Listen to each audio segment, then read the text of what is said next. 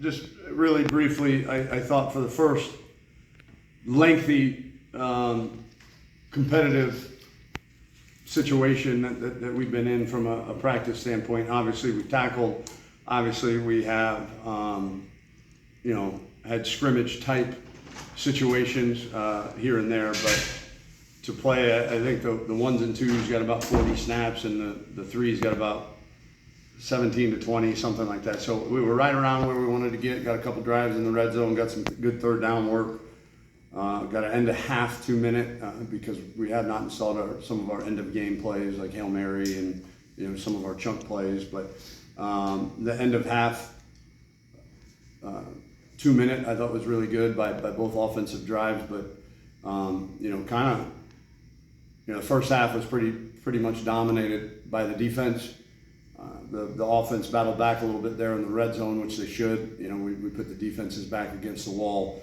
But I thought they actually responded pretty well, holding the offense to a bunch of field goal attempts rather than touchdowns. So that was good to see. So I was pleased with what I saw defensively. I thought we flew around. I thought we're much deeper from a competitive did we have bodies that went out there with the twos and threes last year on defense or in the spring on defense? We did. But I think the twos and threes right now, even if they were here in the spring, they're better for having been through our summer development. And then some of the transfers and freshmen that we brought in are really, going to contribute, especially on that side of the ball too. It seemed like that, even towards that second half, like you mentioned, when the offense was kind of coming back, that Casey looked pretty comfortable for a guy who missed the spring, it seemed like, and he was trying to command the offense. I think one of the attractions, and I certainly don't want to speak for him, but knowing him for as long as I have, I think one of the attractions of coming to FAU was, the learning curve wouldn't, in the summer, he knew that any other offense would probably be a pretty steep learning curve. And is this the same offense from, 3 years ago when we were last together? No. But conceptually and from a philosophical, 30,000 foot view, it's very similar. And so I think it's been a pretty smooth transition for him in terms of that. How well did you think the offensive lines did in protecting the QBs and creating holes for the running backs to go through? I would have told you, had you asked me yesterday, that we're going to be really, really, really good. That was going to be a strength. I think honestly, just from the field, we might have taken a step back. And I don't want to etch that in stone because no coach is going to give you a great answer without having really examined the film. But I thought we were headed in a really, really good direction up until this point. But I thought just feeling it out there on the field, I felt like there was some push and some pressure on the quarterback that hadn't been there in the last few days. What are your thoughts on how Casey and Daniel did, and have you decided on a probable starter? You're like my favorite dude in this room, dude. How old are you? I'm 13. 13, so 8th grade? 7. 7th, just started 7th? Next week, yeah. Next week, what high school or what middle school? St. Andrews. St. Andrews? Yeah. Good, that's a good school. He's with the Owl's Nest. You're with the Owl's Nest, huh? Yeah. Do they pay you? No. He's not allowed to be paid for until he's 14, so no. You can pay me. I mean, slide him an ice cream once in a while, right? Jeez. You could put mom or dad on the payroll, I'm just saying. Okay, tell me your name. JJ. JJ? Yeah. You got a lot of gumption. I can't say what the other word I was going to say on camera. But I admire the hell out of you, man, being here at 13 years old. That's pretty cool. You want to be a sports reporter when you grow up? Yes. That's freaking awesome. Do you play sports?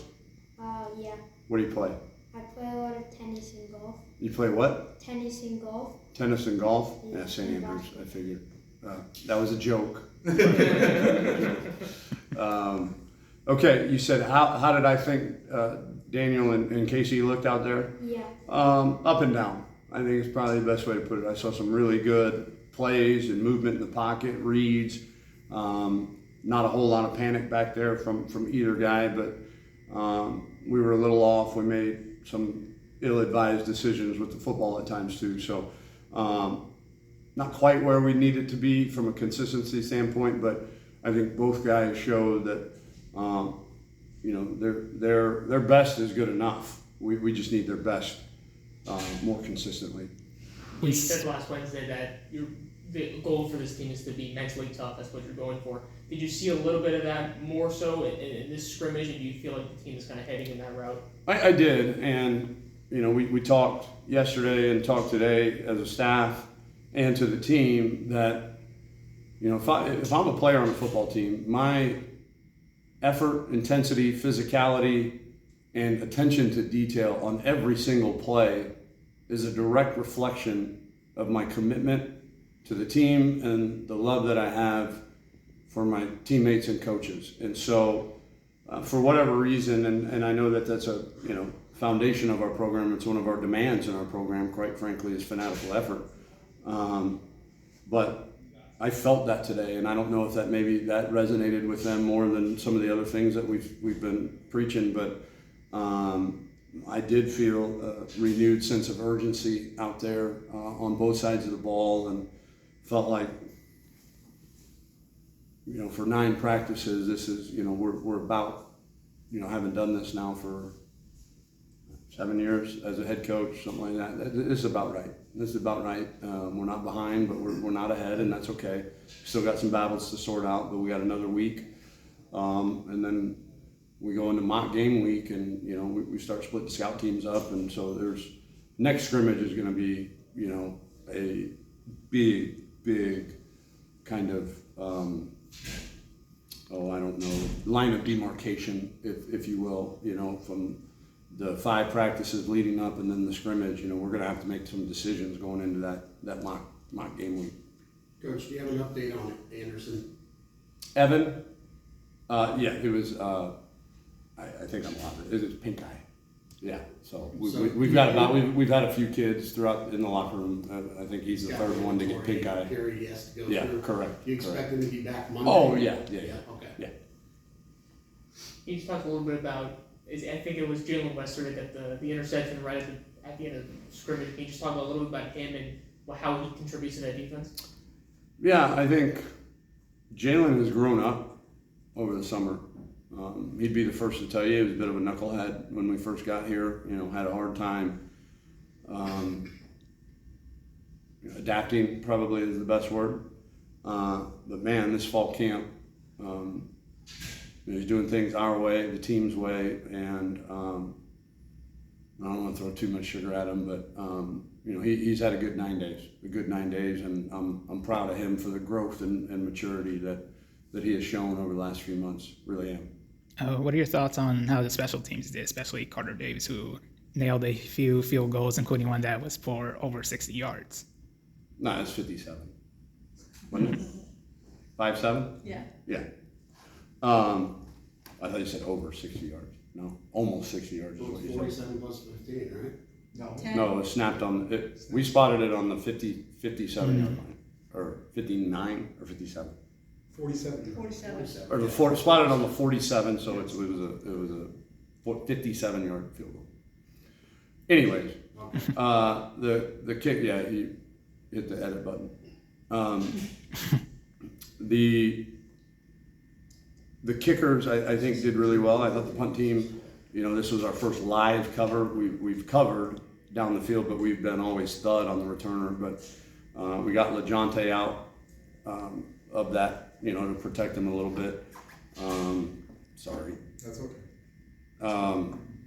And I thought they covered well for the most part. And then the field goal kickers had a little end of practice competition yesterday, that kind of a soccer style shootout, made every person on the team pick a side between Carter and Lupo. Went into sudden death. Lupo wound up winning it. So it was good to see Carter come back today and nailed a couple tries that he had, especially the long one.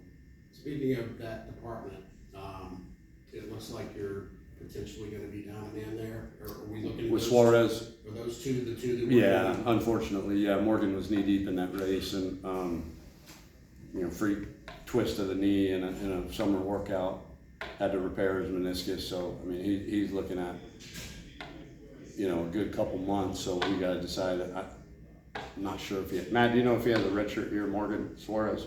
I don't know, so. Yeah, so at that point, we'll know whether he has a redshirt year or not and kind of make You a don't expect decision. him back this year though, right? If he has a redshirt year, I would not think so, because we don't want to waste that redshirt year.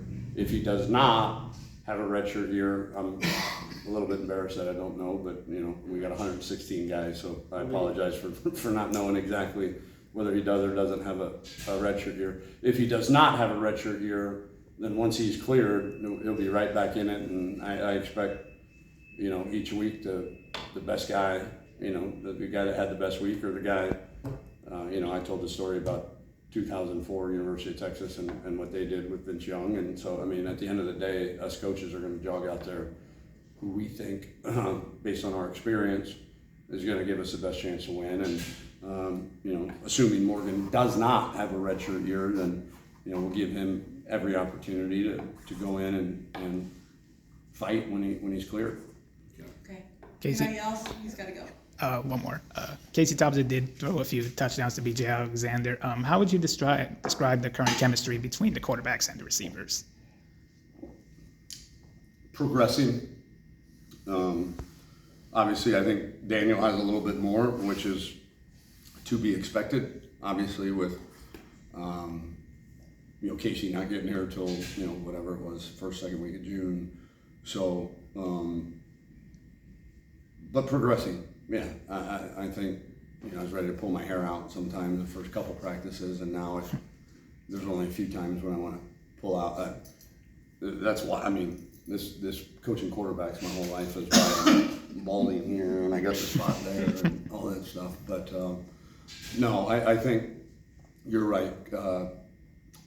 Chemistry is important, but I think it is certainly something that no matter who jogs out there with the ones with at quarterback, the chemistry is on the rise, and I think it'll certainly be there come game week, and we're not stubborn either. We include the quarterbacks in our game planning in terms of what do they feel most comfortable with, what do they, maybe we're passionate about something and the kid hates it. Well, we'd be foolish to call that play in a game, right? So why practice it? So there's a lot of back and forth there too, but I think the chemistry is on the rise and will continue to grow heading into week one. Cool. Thank you. Thank you.